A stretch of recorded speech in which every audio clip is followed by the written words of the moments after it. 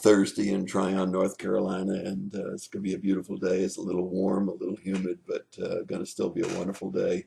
And we're looking forward to taking a swim this afternoon in the lake. So we're in Proverbs in chapter 5. We said that Proverbs were instructions in righteousness, and that they are. And the first 9 chapters are written predominantly to young people. And as we looked at the first part of chapter 5, we found out that one of the ways of women or men tempting the opposite sex is flattery. And we've all used it. We've all been recipients of it and know that it can set you off guard. Certainly doesn't hurt if the person of the opposite sex is attractive to look at and has a beautiful form and face. Nevertheless, flattery goes a long way in accomplishing the goals of those that would be evildoers and that might be involved in fornication and adultery. Again, the comment that we hear frequently here is, my son, listen. And that's exactly how verse 7 starts out. Listen, my son. And it's so important for us to listen. You know, we all want to give advice, but none of us want to take advice. I don't know if you've ever noticed that, but we all think we have all of the answers and we don't want to listen to wise counsel. It's a very, very important part of maturing as an adult. Just a few minutes ago, one of my neighbors brought me a weed eater, and he said, can you help me to figure out how to put new line on this weed eater? And in just a few minutes, we had worked out together the way of changing the line on his weed eater.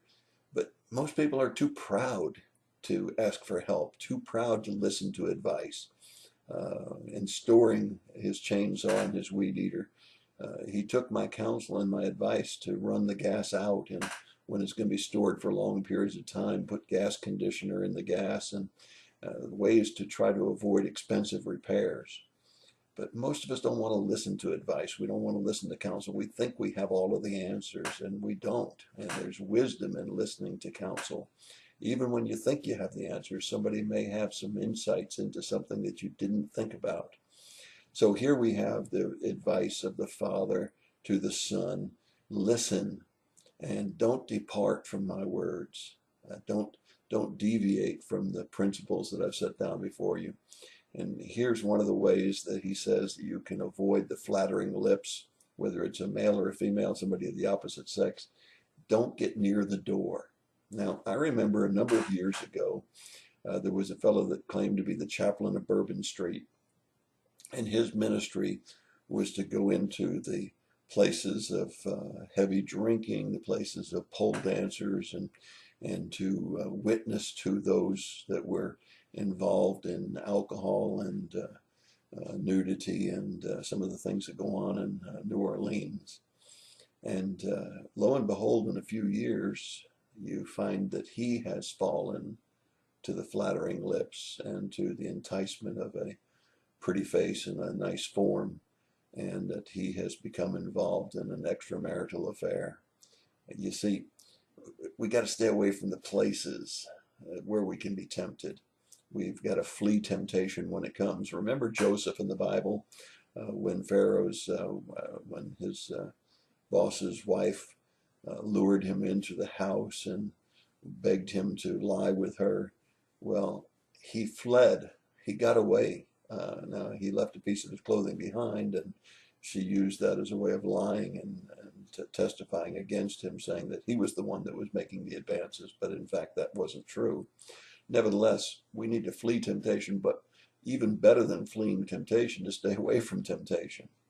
It's crazy to watch movies that you know are rated R, and when they now list the areas that they're rated R for, if you're a man in particular, you're attracted to the lust of the eyes, and so when you have partially clad or non-clad women in the series, it's very tempting. Same thing on the internet. Ads will pop up, and opportunities will pop up for you to see things that you shouldn't be seeing, and it's better to stay away from those sites. As a matter of fact, there's provisions in a lot of the software programs to block those sites and to block anything that has obviously wrong content. So we want to stay away from And if we do happen to come in contact with those temptations, we need to flee from them. And that's exactly what's said here in chapter 5, verses 7 and 8. Keep away from the door, flee temptation. Remember what happened with Joseph. And then he goes on in verses 9 and 10, and he tells us the consequences of not following the words and not fleeing from temptation and not staying away from the door of those that would entice us. Now, he uses some words that perhaps we can't relate well to, so let me just give you 4 words that will cover the consequences, the potential consequences of a wrong relationship with someone who is trying to get you to be sexually impure. Dishonor. Dishonor always comes, whether it's causing a divorce, whether it's reputation in a community. There's a cost to be paid in dishonor. There's a cost in drudgery. To carry on relationships like that is a drudgery, and it will become a burden instead of something that you might think is a blessing. It creates debt. Therefore, these things cost money.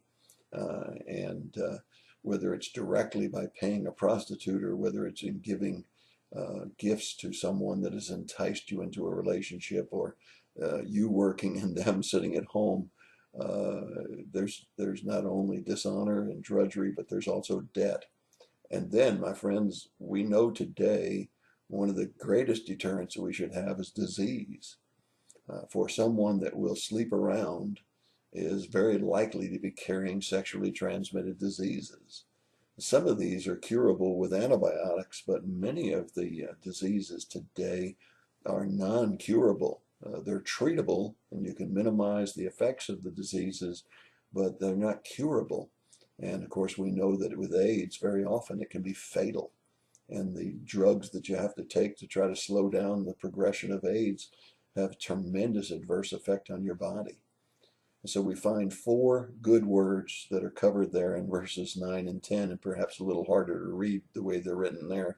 But dishonor, drudgery, debt, and disease.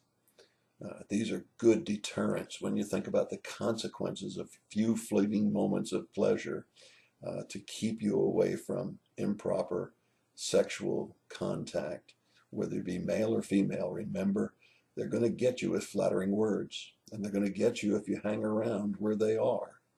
A man could never enter into most bars without having women sitting at the bar who are looking for someone to come in and buy them drinks and then perhaps to enter into a relationship with them. There are several men who go to bars preying on women who are lonely, hurt from a divorce or hurt from some kind of circumstance, and just looking to prey on these people. Good deterrents: dishonor, drudgery, debt, and disease. That's your thought for the day. God bless you, and listen to the words of Proverbs and bring them to your heart and make them yours.